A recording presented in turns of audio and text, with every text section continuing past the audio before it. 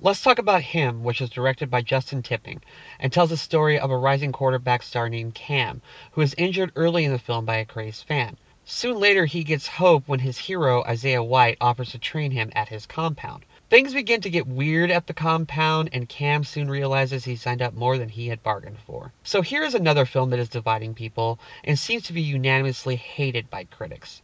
While I am not going to be light on this picture and will point out all the stuff that pissed me off about it, I'm not going to rip it apart either, because I do think there is some great stuff in here. Tyriq Withers is the star, and he has that perfect blend of innocence and determination in his face that is required for a role like this. He knows he's in a weird place, but also seems determined to outclass his hero.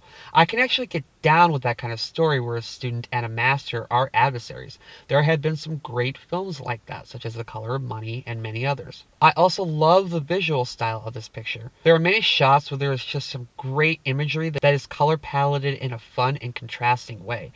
Interesting but bizarre, but in a good way. There were times where we would be following our hero, then all of a sudden be teleported into some kind of nightmare exercise routine. The way the style is presenting itself gives me vibes of the film Suspiria, and also the unique camera shots had some Kubrick vibes to them as well. There is nothing about this picture on a visual level that I can say a single bad thing about. The problems for me, though, flood in when you pick apart the way the story is designed, paced, and fits itself with the themes it's attempting to convey. It's a classic example of a film that is more in love with its aesthetics and style more than it is its characters and its story. The mentor is played by Marlon Wayans, and I like him in many films he has done, particularly the ones in the early 2000s. But I do think he is miscast here.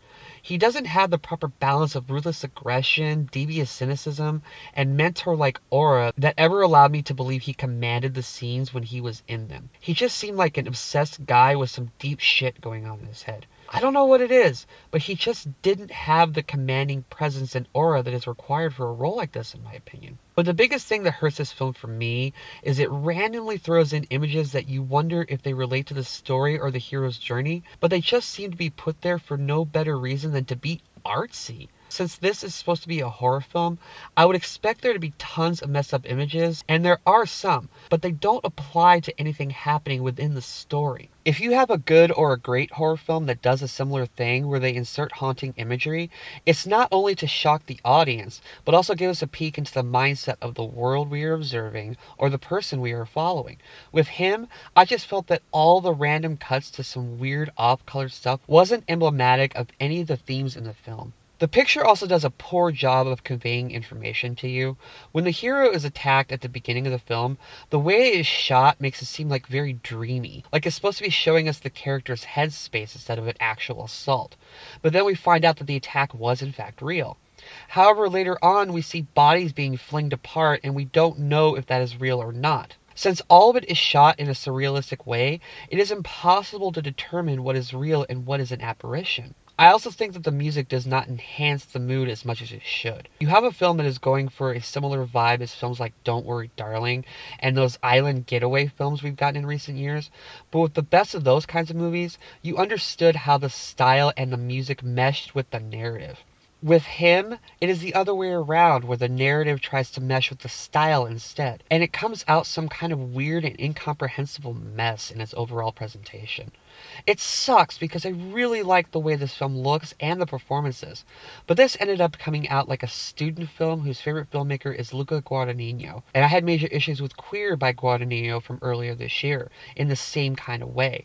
I get aggravated with films that value their eerie tones without constructing a narrative that is equally as eerie. It's just a strange mishmash that I can't vibe with when you have plights that are so poorly drawn out that the style drowns them out instead. I grouped this film in my mind with the film Hurry Up Tomorrow from earlier this year, where it was almost there to a great story and had a wonderful premise to it. But like that film, it shatters itself when it wants to be artsy and not understand why it wants to be artsy. But I don't hate either of these films like most critics and people have. I just think that they are misguided. So unfortunately, I can't recommend him.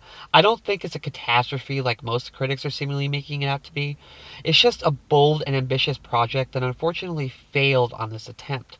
But I have faith in this director that something good can come out of this for the next film, and I hope you find it. I give him 2 stars out of 4. Great visual style can't make up for suffocated story construction.